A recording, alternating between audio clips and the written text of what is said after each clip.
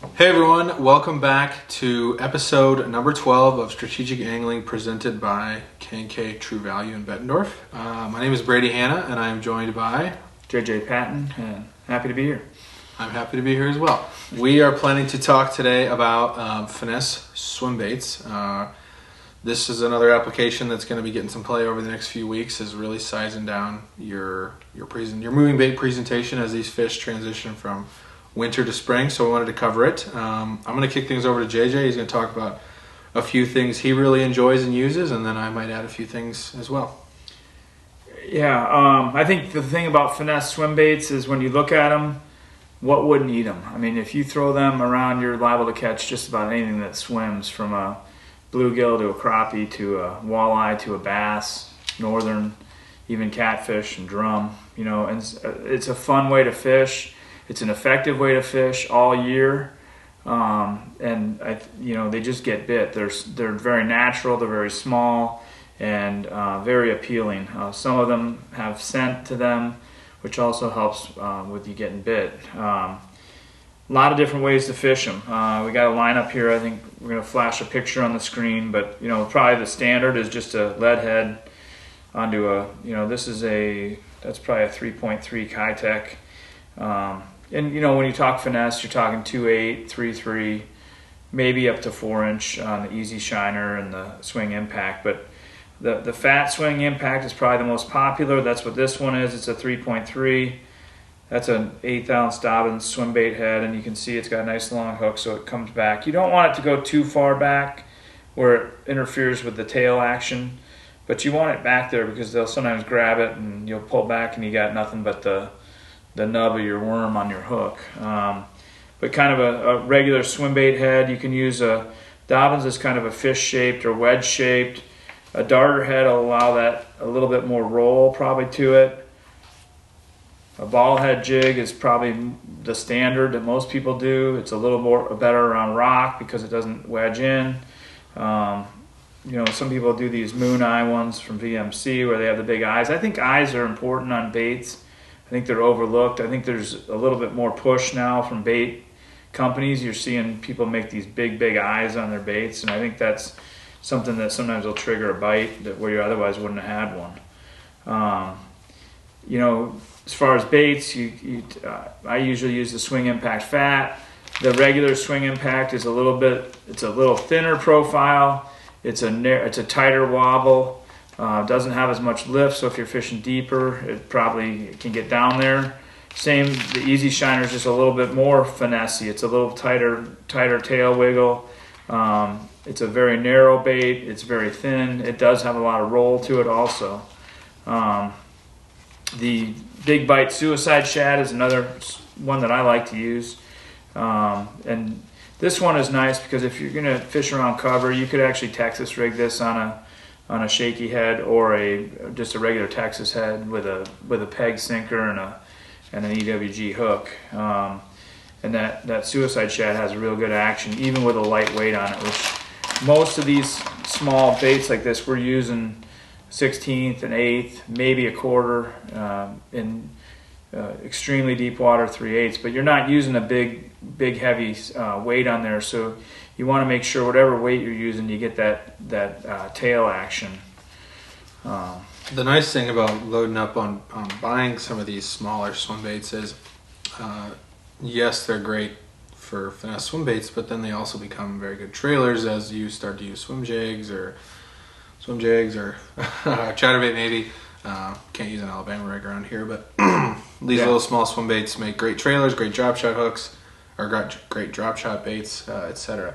A couple I like to use is the Reaction Innovation Little Dipper. We've talked about this one quite a bit. I don't know. Do you know what size these are technically? 3.5. They're 3 somethings. They're not quite a 4, and they're definitely not a 3. These are great trailers and also good, small snack size baits. And I use these sometimes as a drop shot as well. Moving up to the 3/8 size, one color I'm excited to try and use this year is the 3/8 Pro Flamethrower from Big Bite. Just a really unique, huge color that might play if the water's a little dirty. And those are the. And then I got one sneaky one. I know, unfortunately, K&K doesn't have Mega Bass, but If things are really tough, they make this thing called a spark shad. It's a 3-inch I've got here. Great drop shot bait, but it also pairs up with this little jig head they make called an Okashira head, and it's got a propeller to the front of it, which adds in a little more action and not quite as much action as the spinnerbait style add-on there. This one is a very light head though, and one you probably aren't using if there's much wind or great depth, because I don't think it goes any bigger than an 8. So yeah, they're small. They're tiny. But yeah, those are the ones I find myself using. JJ, do you want to talk about why and when you go to one of these versus what we talked about last episode with the finesse worms? When are you using these? I like these a lot of times if I'm covering water, if I'm fishing kind of open expanses. On the river in particular, like if there's a sand drop or a wing dam or some kind of structure where it's breaking the current, I like to throw it upstream and drag it with the current, just kind of a natural flow through. And as these fish move in from the wintering areas, well, while they're in the wintering areas, you can catch them on these. I mean, we did that late last fall up into December. We were catching them, throwing these, and it just picks up as soon as the ice melts in the same areas, the same baits. And as they move into their transitions, they're going to be on these little staging areas, which may be very small pinpoint areas, but there might be a current seam there, and you can throw one of these things up there and just drag it through there, and they'll eat it. And like I said, every fish in the river will eat it. Every fish in any lake will eat it. And then as you get towards summer, they're feeding on bait. You after the shad spawn and things like that, you might go a little bit smaller. You might go with like a 3-inch easy shiner or a 2.8-inch pro swimmer. And then as the bait gets bigger, you may go bigger. As the water gets colder, you drop down in size. You just have to experiment a little bit and keep throwing it.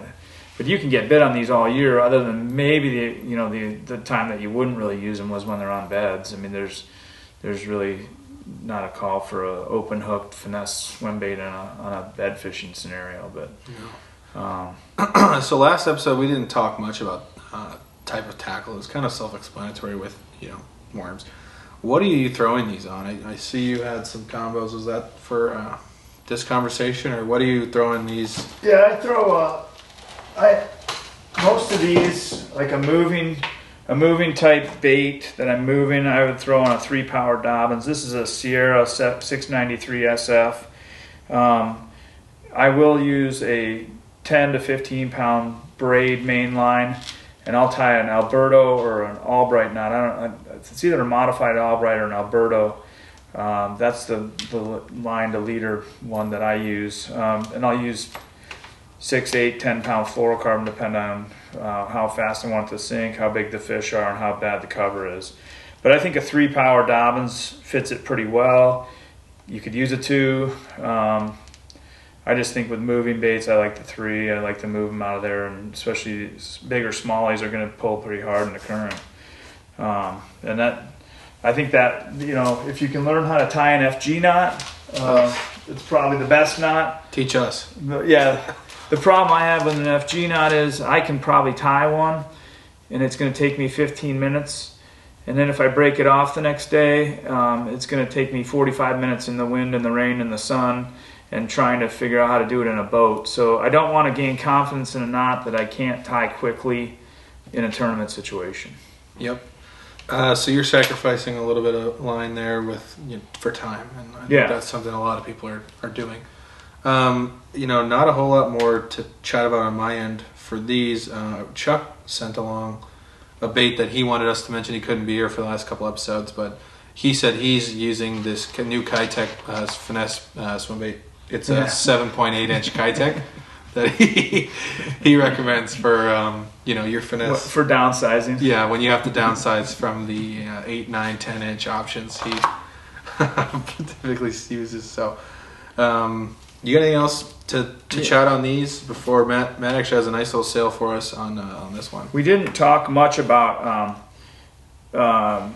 scrounger heads or underspins or owner flashy swimmers as options. These are good ways to get a little more action out of your swim bait. underspin is a great way to catch suspended fish and spotted bass, especially, I think the classic was won a few years back by Casey Ashley on a underspin. A scrounger will kind of give it that almost chatterbait action, and you can put any one of these swim baits that we've talked about on the back. The other option that we didn't really talk about, it's not really a swim bait, but a fluke, like a Super Fluke Junior, is good sometimes on one of these because the action's already there, and then the fluke will just will just wave behind it. Several companies are making these what I would call actionless type baits. Castaic makes the one, and I think Big Bite makes that worm we showed in the last episode. You could put something like that behind it because there's already built-in action from the scrounger head or from this underspin. And I think those are, if you're in dingier water or you just want to try something different, or if it's overcast, it's raining, and you want more action, don't be afraid to rig any one of these on something with a little more kick to it. Mm-hmm. Very good. Anything else on this topic? I think we're pretty good. Go out and throw it. Yeah, go out and give it a try. And to do that, Matt is running a nice little sale on the Big Bite Pro Swimmer. The size 2.8, 3.3, 3.8, and 4.8 are all going to be $299. That's a good price for this next week. And Matt has set up an end cap down at K&K. I think I actually will flash a picture of me standing in front of it that I took a few weeks back. But he's got an end cap specifically for strategic angling recommended products. So every week we're going to try to get that end cap updated with what we were just in here talking about. So I'm sure he'll have some pro swimmers, maybe some Kitech, some Suicide Shad, maybe even the Little Dippers on there. And then I don't know how many of these he's got. Chuck size. Yeah, Chuck probably. But anyway, we'll be back in another week, a week from today, Friday, April something, with another episode. So thank you for tuning in. Thanks, guys.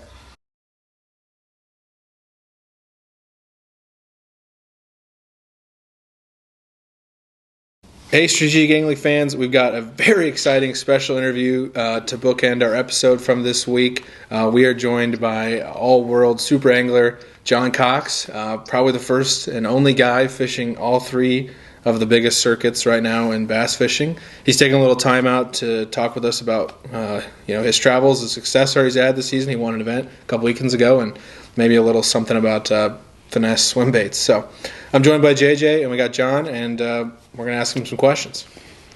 Hey, guys. Thanks for having me on.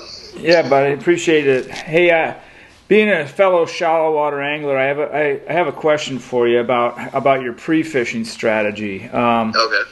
It seems like you're able to excel over some excellent anglers at either finding and or catching fish in extremely shallow water. And I'm wondering if you think it's your ability to read where they're going to be, or your ability to catch fish other people can't. What do you think sets you apart in that shallow water game? I don't really know exactly what it is, but I really feel like committing to it completely is a huge factor. I'm all in every time I'm going to go shallow. When I first started fishing, I would try to mix it up. We'd be in a summertime tournament or something, and I would try to do the deep stuff, because there's just more of the fish are out there at certain times, and but I think committing to the shallow all the time, even if it's not the right time of year, to be doing it, I think that's just what helps me kind of get through some of those tournaments, and just be all in. I mean, that's got to be I feel like that's got to be a big difference, what I do compared to what some of the other guys do. There's no other options. There's no option to go deep, because we're just not going to do it. So in your practice period, you got a couple days or whatever. Do you just idle around and look at areas, or do you fish them, or? Well, so I do a lot of just looking at the weather. Sometimes the weatherman's guy's wrong, but depending on what the weather is. It's like, say we have like bluebird skies and cold front, but we have a warming trend coming. I will look a lot of places where I feel like those fish are going to show up. and look for like the right ingredients, look for like where the bait would be, it's stuff that looks fishy. That's one thing I go to a lot of these lakes, and some of the ones I haven't been to and ones I have been to, I try to find similarities in other lakes that I've caught them really well, for those same conditions. And so yeah, in practice, I'll do a lot of riding around, unless it's a place I've been so many times. The other day, there's so many new young guys fishing, and I realized like how long I've been doing it, and even like the Smith Lake tournament, like I'm like thinking back, like 10 years ago, somewhere I fished on Smith and caught them, and so it's like so much history on a lot of these places. That you almost don't even have to practice some of that stuff, where, and then just, and just cover a lot of water and, yeah. So with that, I got a tag-on question to that. Being that you're fishing nearly every weekend or every other weekend or every third or however it works out, like last year, for example, you had an elite event on smallmouth, and then you maybe had another one, and then you went to the MLF championship at Sturgeon Bay. It was almost like you kind of had it was almost like we watched you figure out what smallmouth were doing over the course of those events, and then bam, you did amazing at Sturgeon Bay. Do you feel like being on the water more than everybody else, in a tournament setting, is helping you week in and week out? Well, that scenario really did. I actually I had 6 smallmouth events in a row. And I might have had like 5 days off in between, and the first 2 went awful. I finished dead last. Completely forgot, how different smallmouth are from largemouth and how they move, and just, there's so many things I just wasn't refreshed on, and I had those 2 awful tournaments. I think I had 5 days off, and then jumping into those, slowly figuring it out on Erie, kind of remembering, okay, they're moving. If you don't get bit, keep moving. And more like, a lot of times I feel like fishing largemouth, you kind of wait on them. They're in an area. Mm-hmm. Smallmouth, if you don't get bit, they're not there, And, but yeah, I think it did help tremendously fishing those together, because they got more and more dialed. Almost won on St. Clair in the Bass Elite, which was just crazy. Lost by like ounces. And then we drove through the night to the title championship. And then caught, with the MLF format, caught like 60-something pounds and was leading the round. It was unreal. And that was the following day or 2 days later? Yeah, it was the following. Yeah, I was looking at it, and like after I had them 2 bad ones, I think I had 6 or 7 tournament days in a row where my 5 smallmouth went like 25 pounds or better, or 24. Had over 20 pounds so many days in a row, and I was just. I was like, man, that's just so crazy that it went so bad, and we just kind of turned it around and just kind of got comfortable. When I went straight to Sturgeon Bay for that title championship, I'd never even seen it before. So I'm like on my phone, I'm like looking at maps. I really don't know exactly where I'm even going to start when I got there. But I saw on the phone like some areas that looked very similar to St. Clair. And, after like 3 stops, I landed on them on almost the exact same thing. I caught them there, and it was just like, the wheels just kept rolling. So it definitely did help, fishing so many together. The issue, the bad side to that, the downside to that was just this last 3 weeks, we had Smith Lake, which we won, and it was great. And then we shot over to Pickwick, which, practice was kind of a little bit short, and then it got delayed, and had so much going on with the wind from Smith that, just wasn't a normal practice. And I was pretty exhausted, and went into Pickwick and did pretty bad. And then we drove through the night, to jump in the MLF on San Rayburn, which is one of my favorite lakes. Mm-hmm. And I caught 1 fish the first day, and then, tried to come back, but just didn't, just missed the knockout round. But, that was where, I felt like it hurt me fishing so many in a row, because it was just you were spread a little thin. Yeah, like the wheels kind of fell off, and like they just kept falling off. It was like there was nowhere to regroup. But yeah, so there's a good and bad to fishing so much of them. I'm just glad I'm able to do that, because it's for me. I think it might have been 2 years ago, watching the guys go out there and fish the Bassmaster Elites and not be in those tournaments and going to some really great places. I was like, gosh, man, I wish I was at that one, So now I can be like, yeah, I was at that one, So. Yeah. So you mentioned that the weather at Pickwick got a little wild. JJ and I were actually fishing our English Choice Championship on Gunnersville that same day. And wow. We saw elites are getting postponed. Maybe we will too. But no, they sent us out on Gunnersville, and they had to. I think an express sunk, and somebody had to go. Yeah, gosh, it was a heck of a day on the Tennessee River. Yeah, it was. It was a windy day, and that current was ripping. Yeah, man. That certainly changed some things for us on that water. Yeah, I bet. Hey, I got a question about the Smith Lake, and congratulations on another win. But thanks. How do you, when you're fishing that dirt shallow, and I noticed you're using a 1/2 ounce swim jig, and I would probably pick a 1/4 or 3/8 maybe if I was. How come you go with a 1/2? So the main thing, the reason I go to the 1/2, and it's something it's kind of evolved over the years because I'm with you too. A lot of that stuff I was throwing was really shallow. You can get away with a 1/4, 3/8. But the main reason I swam the 1/2 was, I don't know, there was probably, out of the 20 fish I weighed, I think there was 8 to 10 of them that I caught flipping. Oh. And that was the reason why I stayed with that 1/2, because I feel like the 1/2 flips a lot better.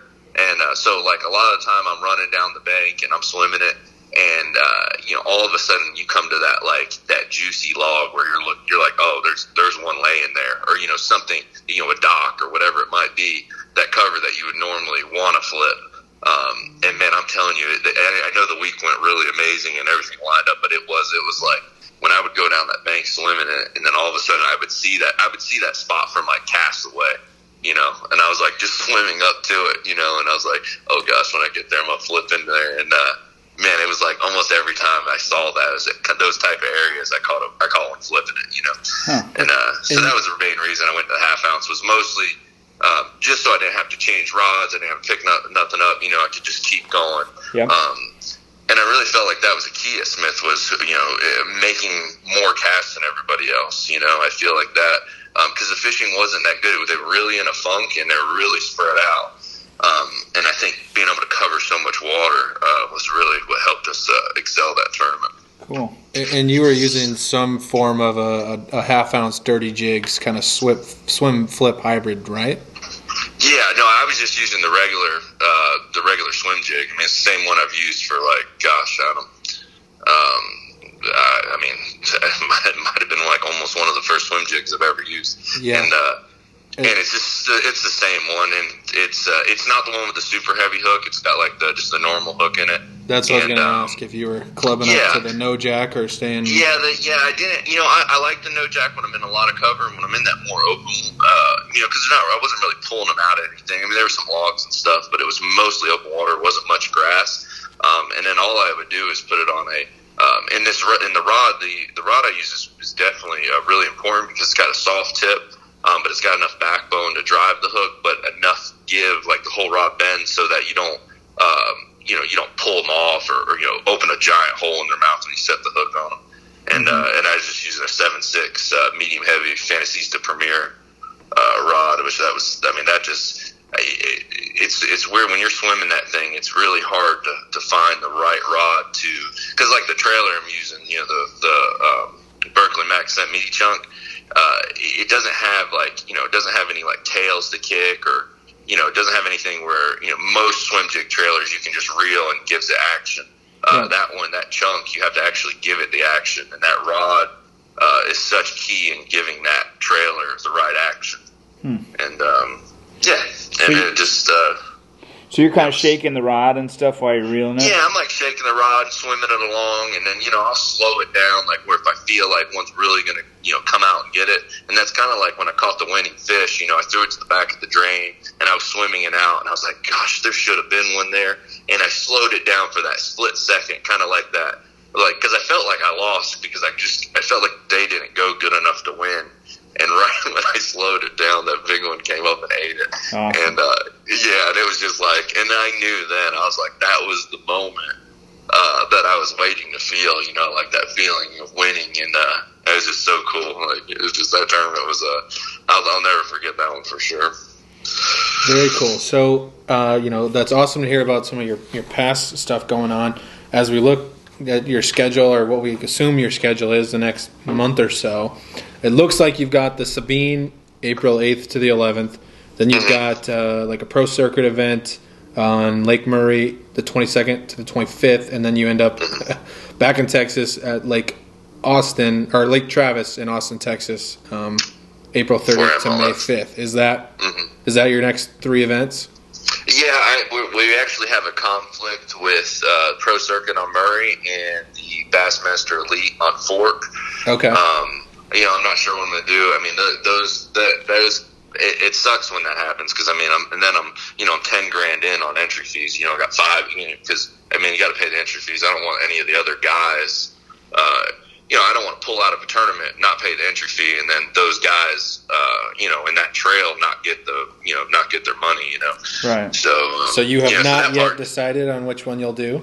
No, not really yet. It's just up in the air. It really stinks that I didn't do well at Pickwick, because I was wanting to hopefully get enough points in Bassmasters, so I could be feel pretty solid. But now I don't really know. I'm a little bit further back and probably really need a good finish there. But but we'll see. There's no telling. If something happens where something gets canceled, go to the other one. Yep. Vice versa. So I don't. So I don't really know what I'm gonna do yet. But and then I'll go straight from there. So my next 3 are in Texas. Got Sabine, or unless we end up at Murray, Fork, Murray, and then Travis. So. Cool. Very cool. I'm assuming you've spent some time at Sabine. I know it's a little bit of a unique river fishery. Is Sabine a place you look forward to? I know a lot of guys don't care for Sabine. Yeah, I've never been there. Been there, okay. Yeah, I've never been there, and I looked a lot on the map, and I saw some really good-looking stuff, and then I found out I don't think we're allowed to go into Louisiana.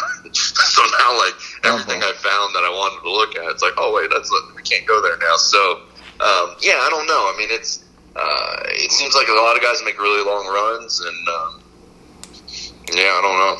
Should be right in your wheelhouse, probably. Yeah, it looks kind of like a Red River, like a Mobile Bay, Yeah. I'm just hoping that we don't go somewhere during a high tide and when we get stuck and have to spend the night out there. That's honestly, I know you should set high goals, but that's my number one goal, is to not get stuck out there somewhere and have to wait for the tide to come up. So that's funny you say that, because I'm a little bit of a newer boater. I haven't had a boat for a few years, but not a nice big boat. But we fish the Mississippi River pretty exclusively, and my biggest fear is beaching myself to the point nobody can get me off. And I got a Z21. At least you can maybe float yourself in like a cup of water out of there. Yeah. Now I got the new MX21 now, but it's a 250 Mercury. So now it's a big boat. It is big, and I haven't ran it aground yet. But I imagine when you do, it's probably pretty hard to get it unstuck. How shallow when you're on your trolling motor, how shallow water can you go over with that boat? That boat is mind blowing, and I am learning more and more about it. At first, when I picked it up, I said, "Oh gosh, this one's not going to go as shallow as ones in the past," and I was really worried. And man, I'm telling you, I've had it recently. I think I was in shin deep water, and it wasn't even dragging.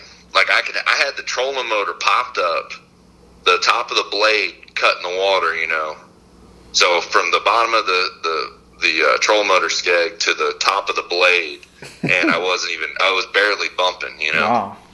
Awesome. It gets shallow. It's more. I'm starting to love the boat a lot more and more. More I take it places. It's just at first I was worried because it is just so wide. It's 21 foot. I'm like, man, this is going to be I'm dragging all this boat behind me, but it floats so shallow that you don't even realize you have all that boat. For me, because I was in the 1850 Bass Hawk all last year. Yeah. And it's an 18.5-foot boat with a 200, and now I'm at a 21 with a 250. When I'm whipping around docks and stuff, I'm completely forgetting that whole back end of the boat you know, and I've like drug it. It's got like wood chips and everything stuck in the side from, you know, not clearing some of the docks. But I'm getting used to it, and I'm really liking it.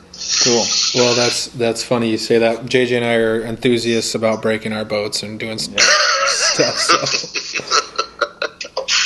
Your front deck, if you know, I'll maybe flash a picture. It's almost comical how wide. I mean, you could flip 3 dudes standing side by side. Oh, yeah. Straight forward. Yeah, without a doubt. So when I first got out there at the beginning of the season with it, they were like, "Wow, John, did you lose weight?" I was like, "No."